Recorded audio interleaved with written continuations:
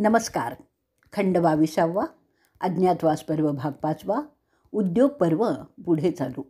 आज आपण ऐकणार आहोत उलूकद्यूताभिगमन पर्व 161वा. संजय ते धृतराष्ट्राचं ऐकल्यानंतर छावणीची माहिती त्याला सांगायला लागतो. पांडवांनी त्यांची छावणी हिरावती नदीच्या तीरावर टाकल्यानंतर काही काळातच कौरवांच्या छावण्या त्याच्या समोरच्या मैदानात पडतात. तिथे दुर्योधनाने छावणी टाकल्यानंतर त्याच्या मित्रराजांचे तो आभार मानत फिरतो. तो त्याच्या खास वीरांना बोलवतो. त्यात कर्ण, दुःशासन, शकुनी असतातच. त्यांच्याबरोबर पुढील मोहीम कशी आखायची त्याबद्दल चर्चा सुरू होते. प्रथम कर्णाचा विचार घेतल्यानंतर तो दुःशासन आणि शकुनीला सांगतो की शकुनीच्या मुलाला म्हणजे उलूकाला बोलवावं. तो आल्यानंतर त्याला एका बाजूला घेऊन तो त्याला त्याची योजना समजून सांगतो. ते समजल्यानंतर उलूक पांडवांच्या छावणीकडे निघतो. तिथे गेल्यानंतर युधिष्ठिराकडे काय बोलायचं ते त्याला पढवलेलं असतं. उलूक ते युधिष्ठिराला कृष्णासमक्ष ऐकवेल अशी योजना असते. तो दुर्योधनाच्या वतीने त्याचं बोलणं सांगेल असं ठरतं. उलूक म्हणेल, ज्या भयंकर समराची सगळीजणं अपेक्षा करीत होते तो अखेरीस जवळ येऊन ठेपलेला आहे असं तो गंभीर आवाजात सांगतो. पुढे तो ओरडून सांगतो, अहो कुंतीपुत्र, तुमच्या मर्जीनुसार हे होणार आहे. ते करून तुम्ही कोणतं उद्दिष्ट साध्य करणार आहात?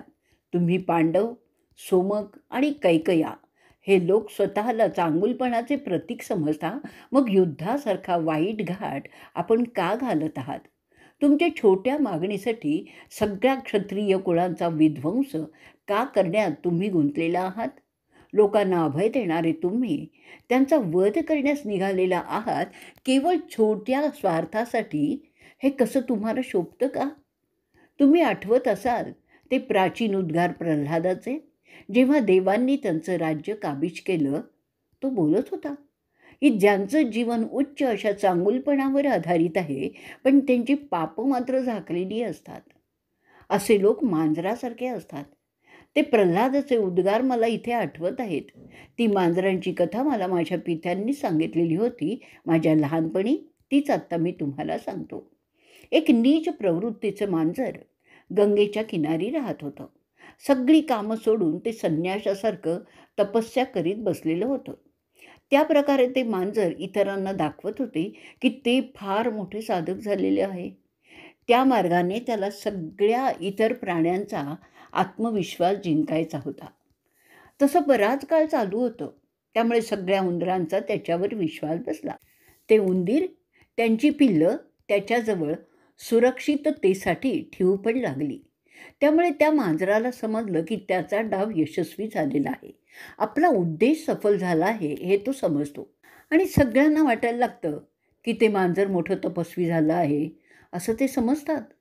ते त्या मांजराला त्यांचा मोठा संरक्षक समजतात आणि त्यांची पिल्लं त्याच्या संरक्षणात ठेवण्याचं ठरवतात. असं ठरवल्यानंतर ती सगळी त्या मांजराला भेटतात आणि त्यांचा उद्देश सांगतात. मांजर मोठ्या आनंदाने ती जबाबदारी स्वीकारते. ते निष्पाप उंदीर त्या लुच्च्या मांजराला बोलतात की आपण तपस्वी आहात, व्रतस्थ आहात, तेव्हा आम्ही आपल्यावर विश्वास ठेवत आहोत. ते त्यांची लहान पिल्लं त्याच्याकडे सोडून जाण्याचा त्यांचा बेत त्याला सांगतात. मांजराला ते ऐकून फार आनंद होतो. ते मान्य करताना ते मांजर त्यांना त्यांच्या काही अटी सांगतो आणि जर त्या अटी त्या उंदरांना मान्य असतील तरच ते मांजर ती जबाबदारी स्वीकारायला तयार असल्याचं सांगतो. ते धूर्त मांजर त्यांना सांगतं की ह्यापुढे ते पक्षी त्याच्या आज्ञेचं पालन करतील. पुढे ते मांजर सांगतं की त्याच्या घोर तपस्येमुळे तो फार अशक्त झालेला आहे. मी हालचाल करू शकत नाही. तेव्हा तुम्ही माझ्यासाठी एका पक्षाचं अंड खाण्यासाठी आणाल असं ते मांजर त्या उंदरांना सांगतं. त्याप्रमाणे ते उंदीर त्यांची पिल्लं त्याच्याकडे ठेवतात आणि दररोज 1-2 अंडी त्याला आणून देत असतात. इथे ते धूर्त मांजर ते अंड आणि त्याबरोबर तिथे असलेलं एखादं पिल्लू खाऊ लागतं. काही दिवसांनी त्या पक्ष्यांना आढळतं की मांजर चांगलं धष्टपुष्ट झालेलं आहे आणि त्यांच्या पिल्लांची संख्या मात्र कमी होत आहे. त्याचं कारण त्यांना समजेना आणि एके दिवशी त्यांच्यातील एक हुशार पक्षी ज्याचं नाव होतं दिंडीक तो बोलतो की आपण एक युक्ती करूया. तो त्या मांजराला जाऊन सांगतो, अहो मांजर राजे, पलीकडे मोठ्या संख्येने उंदीर जमलेले आहेत, ते पाहायला चला. त्यावेळी ते मांजर दिंडीकलाच खाऊन टाकतं. त्यावेळी एक म्हातारा उंदीर म्हणतो, आपल्या मांजर राजाची लक्षणं काही योग्य नाही आहेत. त्यांना समजतं की त्यांची संख्या कमी होण्याचं कारण ते मांजर त्यांना खात होतं. ते समजतात की मांजर पुण्यवंत नसून एक ढोंगी संन्यासी आहे, दांभिक आहे. त्याचं ते ढोंग सगळ्यांना समजतं. तो आपला शत्रू आहे हे त्यांना समजलं. जो प्राणी केवळ फळं खाऊन जगतो त्याच्या मुळात कधी केस सापडणारच नाही. ते समजल्यावर सगळे उंदीर पळून जातात. मांजर त्याच्या ठिकाणी जातं. ह्या कथेप्रमाणे तुमचं बोलणं एका प्रकारचं आणि कृती दुसऱ्या प्रकारची असतं हे आता सगळ्या राजांना समजायला लागलेलं आहे. धर्मशास्त्राच्या गप्पा आणि शांततेच्या गोष्टी ही एक निव्वळ फसवणूक आहे. राजाने क्षत्रियांसारखंच वागायचं असतं. सज्जनपणाचा देखावा करून किती काळ तुम्ही लोकांना फसवू शकाल? पृथ्वी जिंकून मग ब्राह्मणांना दानं करायची आणि पूर्वजांची श्राद्ध करायची. यामुळे तुम्ही पुण्यवान ठरत नाही. तुमच्या अशा फसव्या वर्तनामुळे तुमची माता अनेक वर्ष दुसऱ्यांकडे खस्ता खात जगत आहे. तिचे अश्रूसुद्धा सुकून गेलेले आहेत. या लढाईत तुम्ही शत्रूला नष्ट करून तिला त्याचा मान देण्याचं पाहत आहात.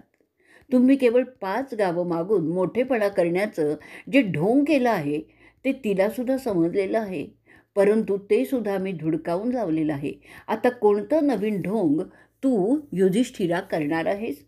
आम्ही पांडवांना सतावत आहोत कारण त्यांना युद्ध हवं आहे. तुमच्यामुळे त्या नीच विदुराला आम्ही बाजूला केलेलं आहे. तुम्हाला लाखेच्या घरात जाळण्याचा प्रयत्न केला. आता तरी थोडे अक्कलवान व्हा. कृष्ण निघाला आमच्याकडे येण्यासाठी, तेव्हा तुम्ही एक संदेशही त्याच्याबरोबर पाठवला होता. त्यात म्हटलं आहे, तुम्ही युद्ध किंवा शांती कोणत्याही पर्यायासाठी तयार आहात. अहो राजे युधिष्ठिर, आता युद्धाची वेळ आली आहे, तेव्हा तरी तयार व्हा. दुर्योधन सांगतात की क्षत्रियांच्या विचारानुसार युद्ध हाच पर्याय असतो, शांती नाही. तुम्ही क्षत्रिय कुळात जन्म घेतलेला आहे आणि द्रोण आणि कृपांच्याकडून शस्त्रविद्या संपादन केली आहे. मग तुम्हाला त्या कृष्णाची गरज का वाटते? तो तुमच्यापेक्षा उच्चसुद्धा नाही आहे. उलूक कृष्णाकडे पाहत म्हणतो, दुर्योधनाने तुला आणि सगळ्या पांडवांना युद्धाचं आव्हान दिलेलं आहे. तुझे मायावी सोंग जे तू कुरुसभेत दाखवलेलं आहेस ते तुला युद्धात उपयोगी येणार नाही आहे. रणभूमीवर तू आणि अर्जुन आमच्याशी लढूनच दाखवा. तशी मायावी रूपं थोडा काळ कामं करतात, नेहमी नाही.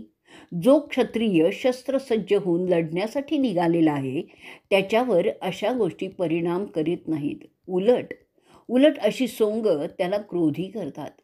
आमच्याकडे सुद्धा अशी मायावी सोंग घेण्याची विद्या आहे. आकाशात जाणं, खाली येणं हे सगळं आम्ही सुद्धा करू शकतो. विधात्याच्या मर्जीने हे जग चालतं, त्यावर अशा मायावी सोंगांचा काहीच परिणाम होत नाही. अरे कृष्णा, तू नेहमी म्हणत असतोस की कौरवांचा नाश करणार आणि पांडवांना पृथ्वीचं राज्य देणार. ते तुझे शब्द मला म्हणजे दुर्योधनाला संजयाने सांगितलं आहे. तू सांगतोस की अर्जुनापाठी तू आहेस, कौरवांच्या नाशाचं आरंभलेलं आहेस.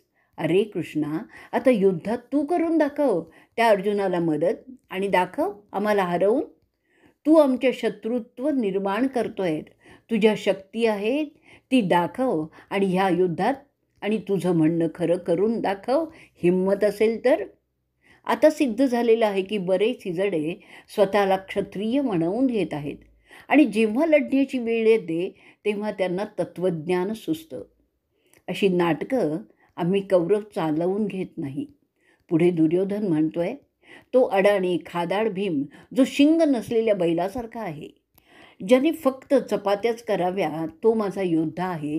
यात कसलं शौर्य असणार आहे? सभेत दुःशासनाचं रक्त पिण्याच्या बाता मारल्या आहेत, त्या खऱ्या करून दाखवा. स्वयंपाक करणं आणि लढणं यात फार मोठा फरक आहे. अशा रीतीने बढाया मारणाऱ्या आम्ही भाव देत नाही. नंतर उलुकाने नकुलाबद्दल काय बोलायचं ते बोलतो. अरे मर्दा, आता तरी लढून दाखव तुझी हिंमत, तुझा पुरुषार्थ सिद्ध कर. कृष्णाचा जो अपमान झाला त्याचा बदला घेऊन दाखव. त्यानंतर उलूक सांगतो, दुर्योधनाचं बोलणं सहदेवासाठी. तुला सभेत मोठ्या मोठ्या बाता मारता आल्या आहेत. आता युद्धात दाखव ना तुझं शौर्य. तुला आम्ही दिलेल्या त्रासांना आठवून माझ्या सैन्याशी दाखव लढून. विराट आणि द्रुपदांबद्दल उलूक अर्वाच्य बोलतो, दुर्योधनाच्या वतीनेच अर्थात.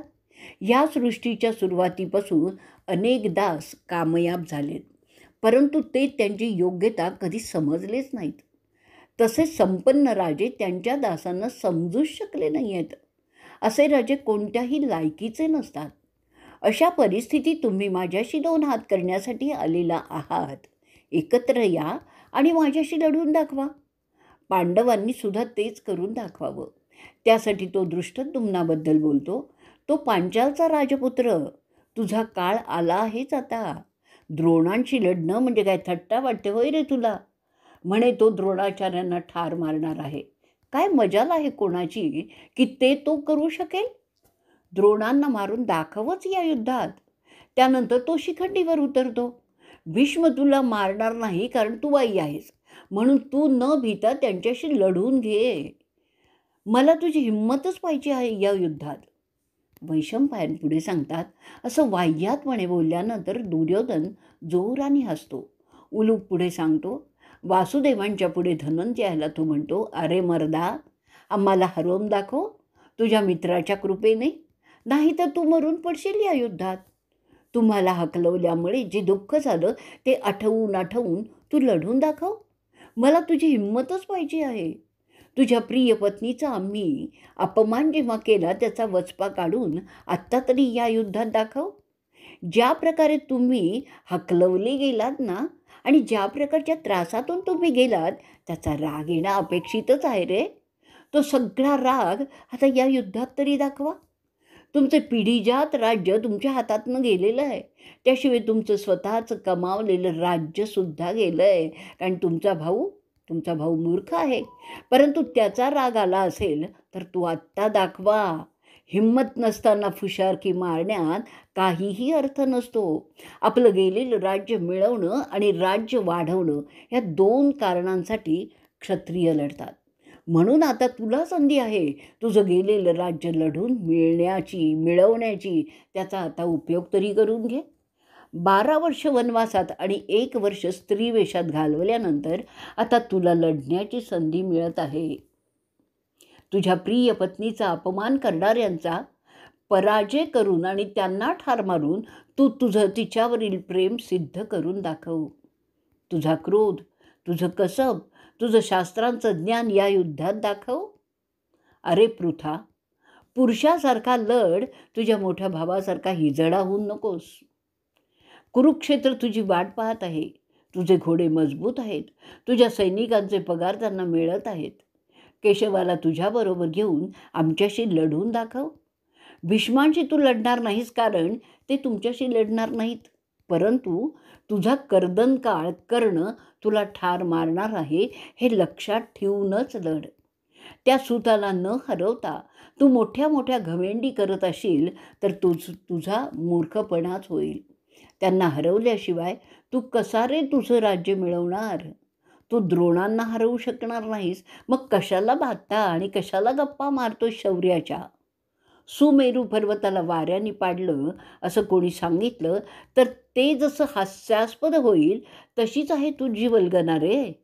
तू द्रोणांना, तुझ्या गुरूंना चीत करशील.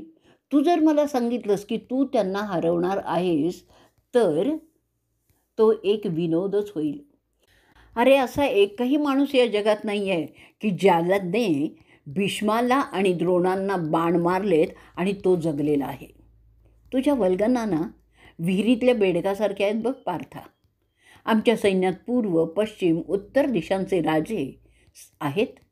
कंबो, शक, खासी, शल्व, मत्स्य, कुरु मध्य देशातील आणि त्यानंतर दक्षिणेकडील द्रविड, आंध्र, कांची, पुलिंद, म्लेंज असे इतर देशांचे योद्धेही आहेत. त्यांना संपवणं तुला सोपं वाटत असेल तर तुझा तो भ्रम आहे, भ्रम. अशा सैनिकांच्या लष्करापुढे जाण्याचा तू मूर्खपणा कृपया करू नयेस. मला वाटतं तुला जरा अक्कल कमी आहे म्हणून तू आणि तुझे बंधू हे धाडस करतात. तुझा न संपणारा भाता, गांडीव, तुझी इतर आयुधं सगळी या युद्धात अजमावली जाणार आहेत.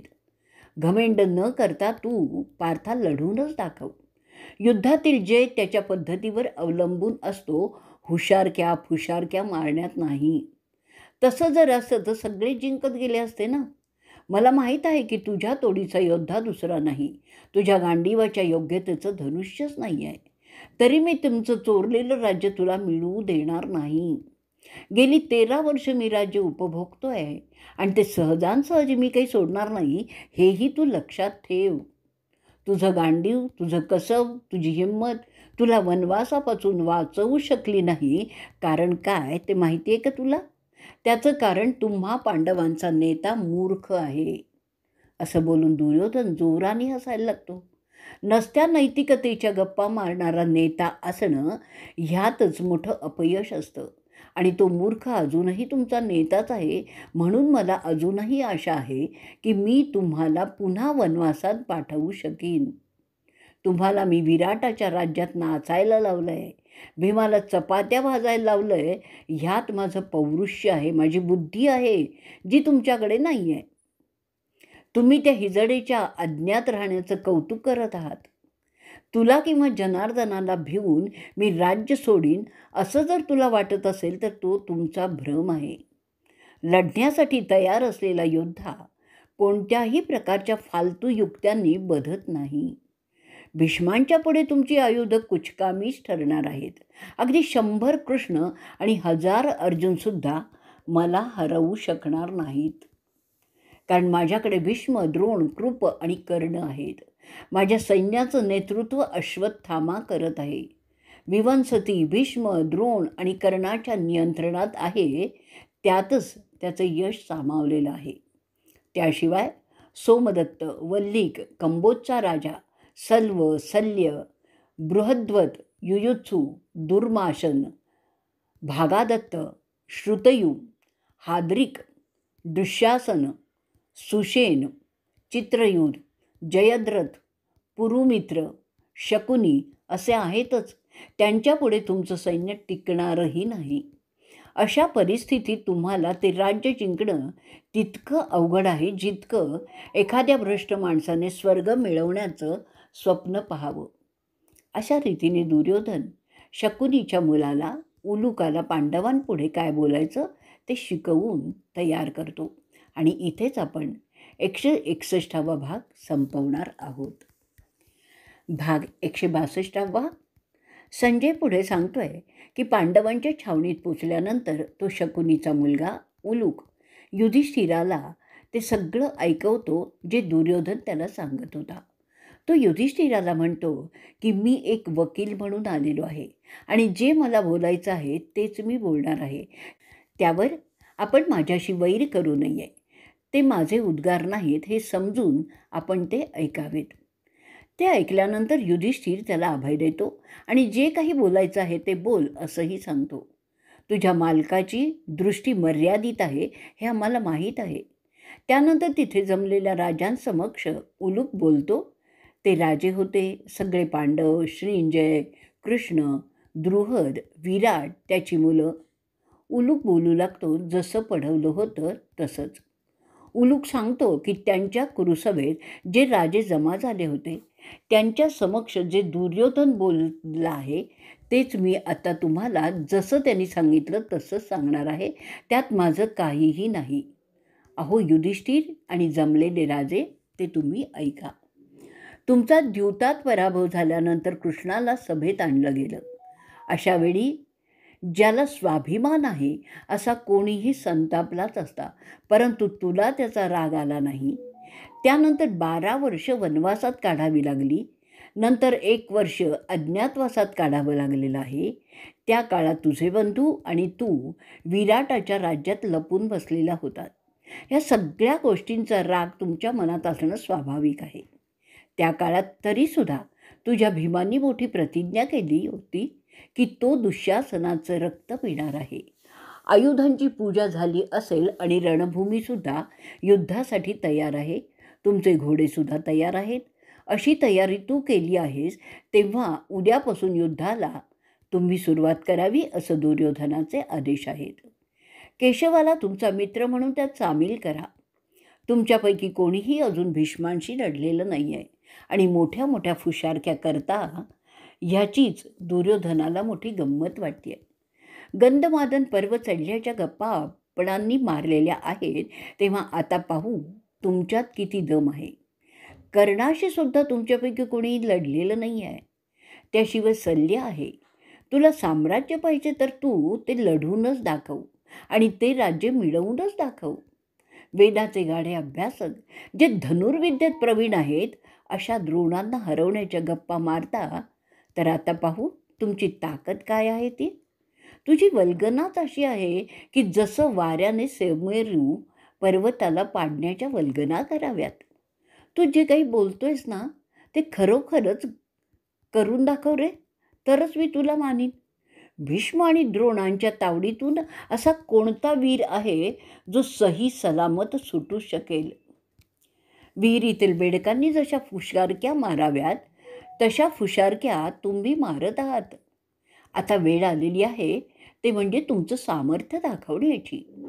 त्याशिवाय आमचे मित्र राजे आहेत, ते तुमच्या फौजांचा फडशा पाडतील ते पाहत राहा. पूर्व, पश्चिम, दक्षिण आणि उत्तर ह्या दिशांचे असे सगळेच राजे माझ्यासाठी त्यांच्या लष्करासह लढण्यासाठी तयार आहेत.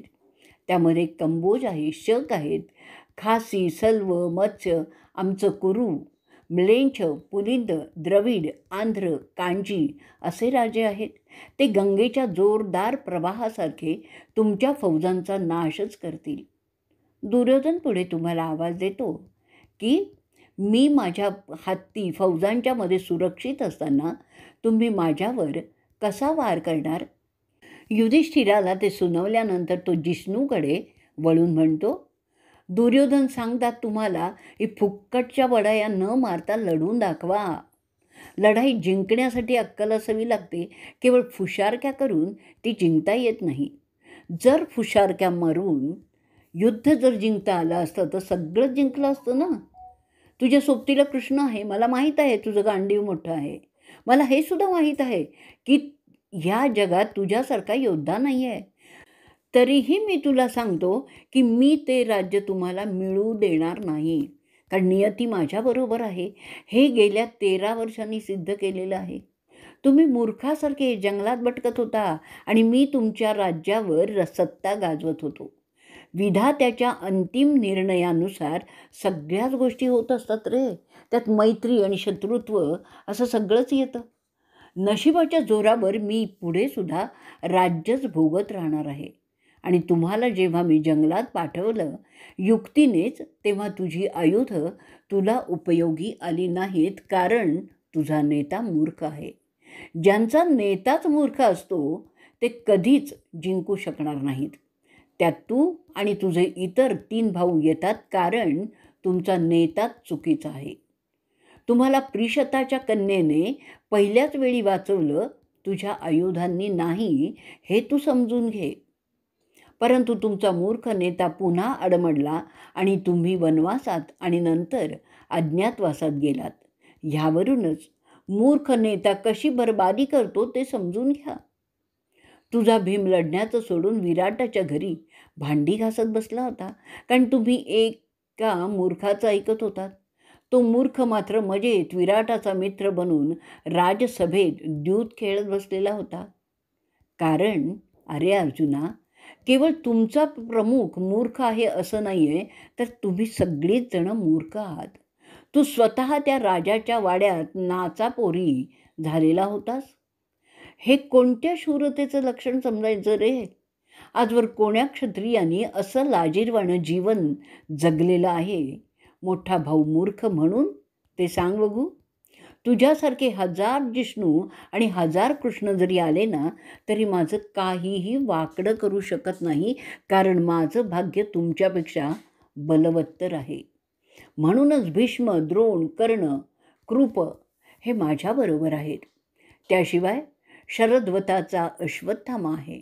हे सगळं भाग्यामुळेच होत असतं, जे तुमच्याकडे नाही आहे.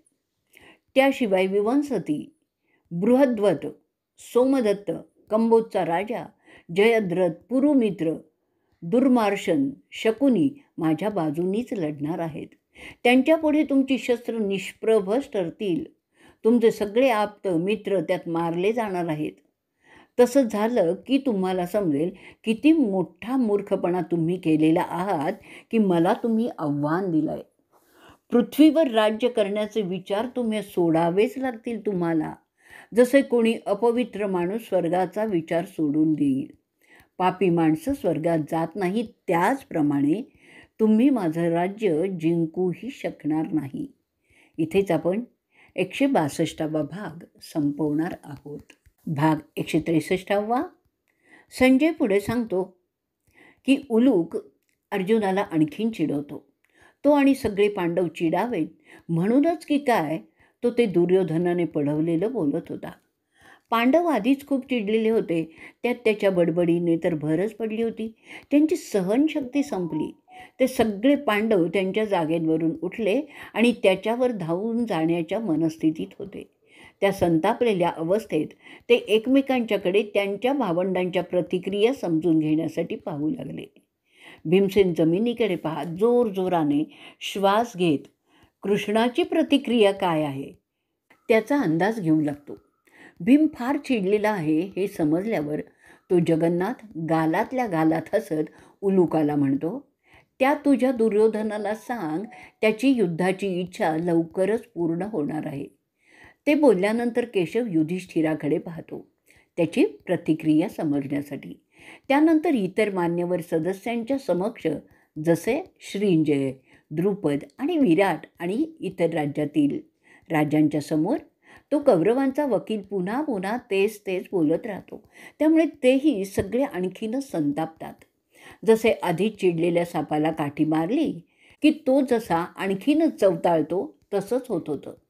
ते पाहता उलूकाला समजतं की त्याच्या मालकांचा उद्देश साध्य होत आहे. त्या बोलण्याने संतापलेला अर्जुन त्याच्या कपाळावरील घाम पुसतो. त्याची ती अवस्था पाहून त्याचे मित्र राजेसुद्धा चिडतात. कितीही मनाचा संयम असताना तरी प्रत्येक गोष्टीची एक मर्यादा असते. सहन करण्याची मर्यादा त्या उलूकानी ओलांडलेली होती. सत्य की कैकेयाची 5ही मुलं, राक्षसपुत्र घटोत्कच, द्रौपदीची मुलं, अभिमन्यू आणि 2 अश्विनी संतापाने लालबुंद झालेले त्यांच्या आसनावरून उठले. चंदनाचं गंध लावलेले त्यांचे हात ज्यांच्यावर सुवर्णाचे दागिने होते तो चोळू लागतात. वृकोदर त्या तरुणाच्या आवेशाला समजतो. दात चावत त्याला म्हणतो, अरे अडाण्या, आम्हाला चिडवण्यासाठी दुर्योधनाने ते तुला बोलण्यासाठी पाठवलेलं आहे आम्ही समजतोय. आता मी काय सांगतो ते ऐक आणि ते तू दुर्योधनाकडे जाऊन त्याच्या सगळ्या मित्र राजांसमक्ष त्याला ऐकवशील, जे एका वकिलाचं काम असतं. ते शकुनी आणि कर्णाने सुद्धा ऐकलं पाहिजे.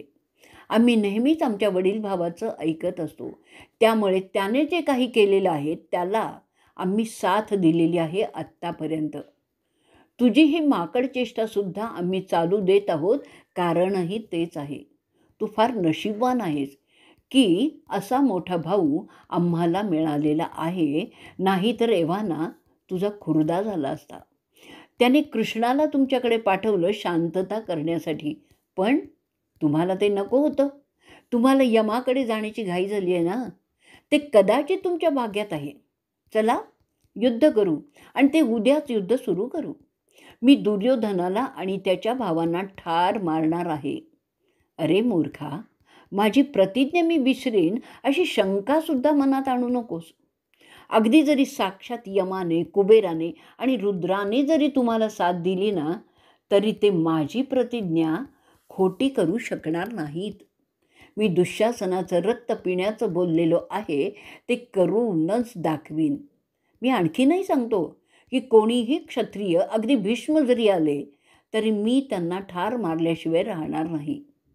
भीमाचे ते उद्गार ऐकल्यावर सहदेव, त्याचे डोळे संतापाने लाल झालेले होते. तो बोलतो, अरे पाप्यांच्या दूता, आता मी काय बोलतोय ते नीट ऐक. तुझ्या मालकाला जाऊन सांग आमच्या आणि कौरवात वितुष्ट येण्यास कारणीभूत आहे तुम्ही गांधार लोक, ज्यांच्याशी आमच्या काकांचं नातं जुळलेलं आहे, आणि म्हणूनच तुम्ही आमच्या राज्यात येऊन बसलेला आहात. तुम्ही साक्षात कलागतीचा नमुनाच आहात. जिथे जाल तिथे भांडणच लावणार. तुमच्यामुळे कुरु घराणं संपुष्टात येणार आहे. तुझा बाप दुर्योधनाला खुश करण्यासाठी आम्हाला खाली पाडण्याचा सततच प्रयत्न करत असतो. मी तुला तुझ्या बापाच्या नजरेसमोरच ठार मारणार आहे ह्या युद्धात, हे लक्षात ठेव. सहदेवाचे आणि भीमाचे ते उद्गार ऐकल्यानंतर अर्जुन हसत हसत भीमाकडे वळून म्हणतो, अरे वृकोदरा, जे तुझ्याशी वैर करतात ते फार काळ जिवंत राहत नाहीत. तरीसुद्धा हा उलूक एक दूत म्हणून आलेला आहे, त्याच्यावर रागवणं शिष्टाचाराला धरून होणार नाही आहे. तो जे बोलतोय ना ते आता त्याला जसं सांगितलं आहे तसं तो बोलतोय. ते ऐकल्यानंतर भीम त्याच्या मित्र राजांना दृष्टद्युम्नासमोर सांगतो, आपण दुर्योधनाचं बोलणं ऐकलेलं आहे. त्यांनी कृष्णाचा आणि त्याबरोबरच आपल्या सगळ्यांचाच उपमर्द केलेला आहे. तुम्ही आमचे हितचिंतक असल्यामुळे तुम्हाला त्यांचा राग आला असेल. तुमच्या परवानगीने मी दुर्योधनाला त्याच्या आव्हानाचं उत्तर देत आहे. ते असं की जेव्हा उद्या अर्जुन त्याच्या गांडीवाच्या टणात्काराने उत्तर देणार आहे, कारण क्षत्रिय उत्तर युद्धाने देतात, बडबडून नाही. ते सगळं ऐकून जमलेले क्षत्रिय धनंजयाचं स्वागत करतात. त्याच्या उत्तराची चमक आणि धमक त्यांना फार आवडते. राजा युधिष्ठिर सगळ्या राजांची परवानगी नियमानुसार घेऊन उलकाला उत्तर देतो. ते असं की त्याचा राग अनावर झाला होता, त्याचे डोळे लाल झाले होते. जनार्दनाकडे पाहत खंबीरपणे तो म्हणतो, जा उलुका, तुझ्या धन्याला सांग, अरे नालायक माणसा, पांडवांशी तुझं वागणं नेहमीच नीचपणाने भरलेलं आहे. ज्याचा दम आहे ना तो स्वतःच्या बळावर आव्हान देत असतो, दुसऱ्यांच्या बळावर नाही. त्यालाच खरा क्षत्रिय समजलं जातं. तुझ्या हिंमतीने आम्हाला युद्धाचं आव्हान दिलं पाहिजेस. कृप, भीष्म, द्रोण आणि अश्वत्थामा यांच्या नाही, ते आमच्यावर वार करणार नाहीत हे सुद्धा तुला समजत नाही. ह्यातच तुझ्या अल्पबुद्धीची कल्पना येते. तुम्ही तुमच्या स्वतःच्या आणि तुमच्या नोकरांच्या बळावर आम्हाला आव्हान दिलं असतं तर ते खरं क्षात्रतेज समजलं गेलं असतं. त्या वृद्ध योद्ध्यांच्या ताकदीवर तुम्ही आम्हाला आव्हान देता, त्यातच तुझ्या नपुसकपणाचं प्रदर्शन होतं. दुसऱ्यांच्या बळावर जे आव्हान देतात ते खरे हिजडे असतात. तुझ्यात स्वतःची ताकद नसताना कशाला रे मोठ्या मोठ्या बढाया मारत आहेस? त्यावर कृष्ण बोलतो, माझं सुद्धा ऐक द्यूत खेळणाऱ्याच्या मुला, कौरवांना सांग, उद्या सकाळी युद्धाला प्रारंभ करू. तुझा आत्मा भ्रष्ट झालेला आहे. मी फक्त अर्जुनाचा सारथी आहे. मी लढणार नाही, कारण तसं पूर्वीच ठरलेलं आहे. परंतु जर तू मला अशा रीतीने चिडवत गेलास तर मी हातात शस्त्र घेईन, तेव्हा तुला पश्चाताप करण्यासाठी सुद्धा फुरसत मिळणार नाही. तरीही युधिष्ठिराच्या आज्ञेने मी केवळ अर्जुनाचा सारथी राहणार आहे. ठरल्याप्रमाणे तो लढणार आहे आणि मी फक्त सारथ्य करणार आहे. तुला वाटतं भीम वल्गना करत आहे, तर समज की दुःशासनाचं रक्त आधीच तो प्यायलेला आहे. तुझ्या अशा वाह्यात बोलण्यामुळे आमच्या मनात तुझ्याबद्दल काडीचाही आदरभाव उरलेलाच नाही आहे. इथेच आपण 163वा भाग संपवणार आहोत. भाग 164. संजय पुढे सांगतो, दुर्योधनाचे ते उद्गार ऐकून गुडाकेश लाल डोळ्याने उलुकाकडे पाहतो. त्यानंतर तो त्याच्या बलाढ्य हातांना झटके देत केशवाकडे पाहत बोलतो, जो स्वतःच्या बळावर शत्रूंना आव्हान देतो आणि लढतो तो खरा क्षत्रिय समजला जातो. दुसऱ्यांच्या सामर्थ्यावर आव्हान देणारा क्षत्रिय समजलाच जात नाही. तो शूद्राहूनही शूद्र समजला जातो. ते तुझ्या मालकाला जाऊन सांग. जो दुसऱ्यांच्या बळावर अवलंबून युद्धाच्या गोष्टी करायला जातो तो भित्रा समजला जातो. तुझा राजा सांगतो की हत्तींच्या गराड्यात तो राहील, म्हणून त्याला आम्ही मारू शकणार नाही. याचाच अर्थ तुझा मालक लढू शकत नाही, म्हणून स्वतःला हत्तींच्या गराड्यात सुरक्षित ठेवू इच्छितो. असा माणूस क्षत्रिय म्हणून घेण्यास पात्रच नाही आहे. अशा भित्र्याने मोठ्या मोठ्या वढाया मारूच नयेत. भीष्माचार्यांना सरसेनापती करून त्यांना दुर्योधन निश्चित अशा मृत्यूच्या जबड्यात सोडत आहे. ते करण्यामागील त्याचा हलकट उद्देश आम्हाला चांगलाच समजतो. त्याला माहीत आहे की पंडूंची मुलं त्याच्या आजोबांना कधीही हात लावणार नाहीत. त्यांच्या चांगुलपणाचा गैरफायदा तू घेऊ पाहत आहे. आता तू जा परत आणि तुझ्या मालकाला सांग की अर्जुनाने असं सांगितलेलं आहे. आजची रात्र संपल्यावर भयंकर युद्धाला प्रारंभ होणार आहे हे त्याला सांग. भीष्माने सगळ्या कुरुसभेत सांगितलेलं आहे की ते श्रींजय शल्व यांना मारीन. पांडवांना हातसुद्धा लावणार नाही आहे. द्रोण सोडून जगातील कोणालाही मी ठार मारीन असं मी वचन दिलेलं आहे. त्याप्रमाणे द्रोणसुद्धा पांडवांना हात लावणार नाही असं त्यांनी आधीच सांगितलेलं आहे. तुझ्या मालकाला वाटतं की ते राज्य त्याच्या एकट्याचं आहे आणि पांडव दुःस्थितीत पडलेले आहेत. तो खोट्या गवंडीत आहे. मी उद्या प्रथम भीष्मांना मारीन सगळ्यांच्या समक्ष.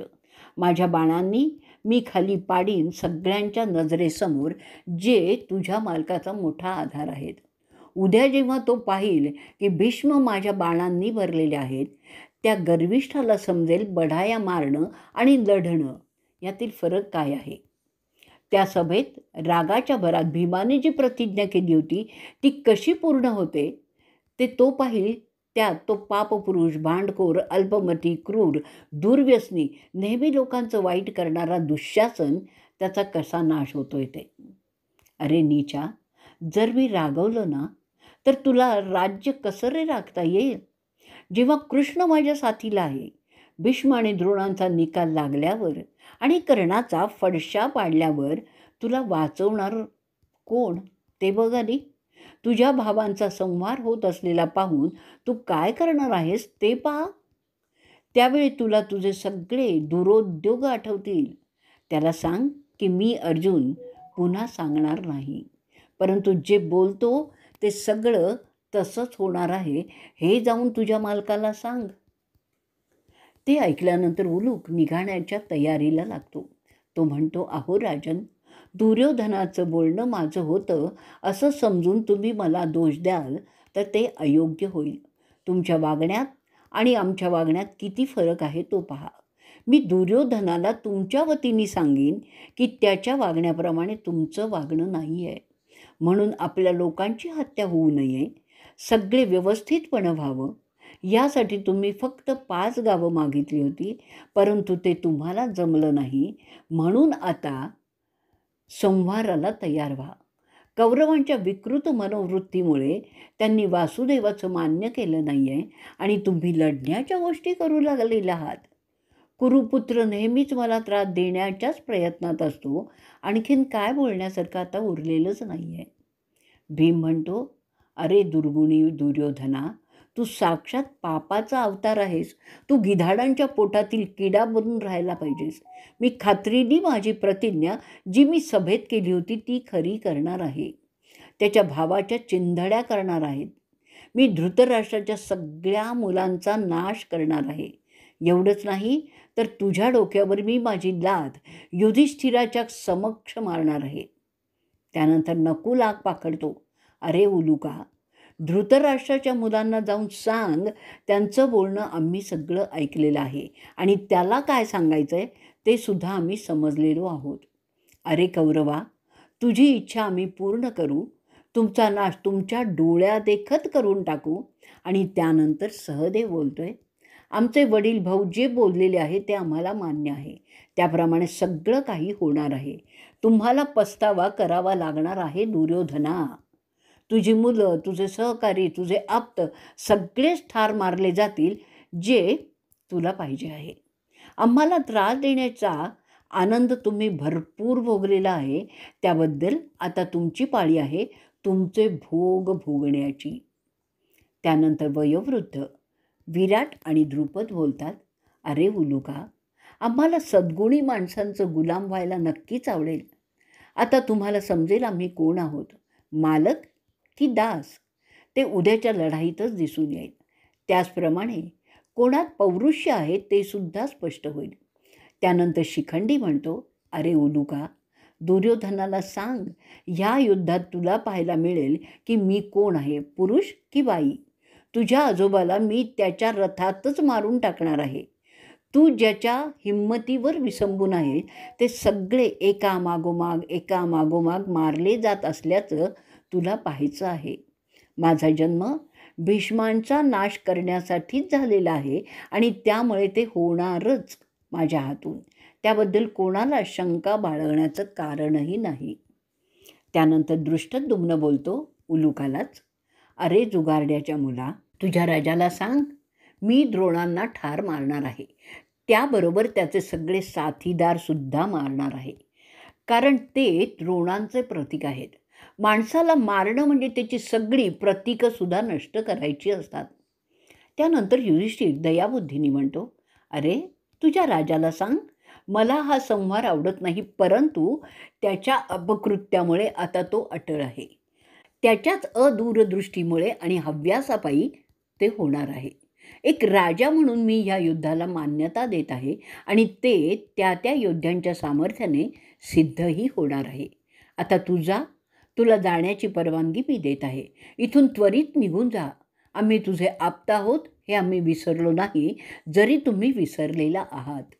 उलूक म्हणतो, आपल्या परवानगीने मी जात आहे आणि आपण जे मला सांगितलं ते सगळं मी दुर्योधनाला कळवणार आहे.